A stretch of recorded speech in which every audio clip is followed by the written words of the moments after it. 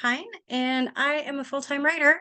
I currently write for a platform called Kindle Vella, and I also submit short stories, which some have been accepted.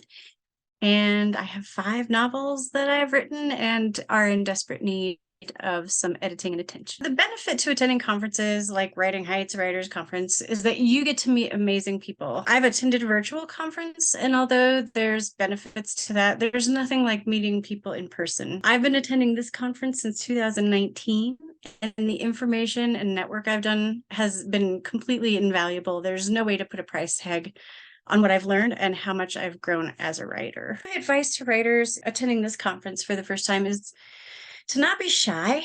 I totally understand how awkward it is to join a group of people, especially the first time, and if you're not going with a wingman, and I'm pretty introverted myself. But as I've been told, and I found this is true, the most writers are awkward, and we do so much work in isolation by ourselves. We don't get to talk to other people very often or interact. So everybody's awkward, and it's okay. Just go ahead and start that conversation. At this year's conference, I will be presenting a workshop on a new writing platform called Kindle Vella. This is through Amazon, but it's interesting because it's not Kindle. You don't need a Kindle or a special e-reader or any other kind of device. You can read it on your phone or your computer or your tablet. And it's a platform for serialized fiction. So it's really, really different from writing short stories or long form fiction. There's just a completely different way to write it. I hope, for one thing, that they'll be excited to get started, because this is a great way to get paid to write while you're working on larger projects or just to supplement your income.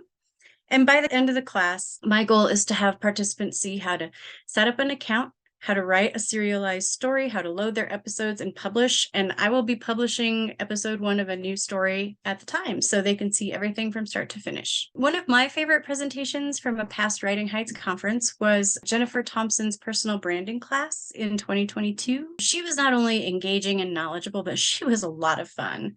And again, since this conference was in person, we got to hang out afterwards and have some cocktails, and I learned a lot about her, and she was so much fun to just meet as a person, and a huge wealth of knowledge as a professional. So when I'm writing short stories versus full-length stories, the biggest difference for me is planning. So most of my short stories start as just like a tiny seed of an idea. I'll see something like a kid at a grocery store crying, and I'm like, well, that's probably not his real parents, and he's probably kidnapped. So it'll be like one tiny little seed of an idea. And then I just go for it. Afterwards, there's some revising, obviously. But for novels, I do at least a month of planning ahead of time. So I talk about it with other writers, and I talk about it with my husband, who's really helpful at digging me out of plot holes. I do character sketches and outlines and research and write notes and snippets all ahead of time, so that when November hits, I always write my novels for NaNoWriMo. I can just go from start to finish. I don't look back. I don't have to go research anything. I just plow through. And then serial is kind of like a combination of both of those things. So I have a good idea. I have, a good idea of who my characters are.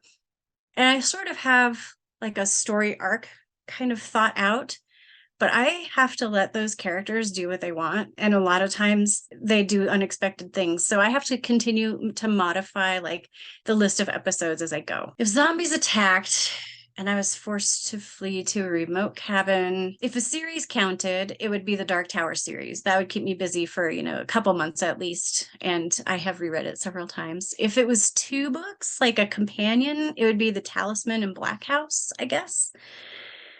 And if it was only one, I guess Duma Key would be my pick. And I guess you can tell those are all Stephen King books, which ought to give you a ton of information about me without even having to ask. But Duma Key is really, really meaningful to me, and I've actually visited the place where it would be in Florida so many times because I wanted to feel that same eerie magic. I can't wait to see everybody at the Writing Heights conference this year. I'm really looking forward to this great cast of speakers and presentations, and I hope to see you there.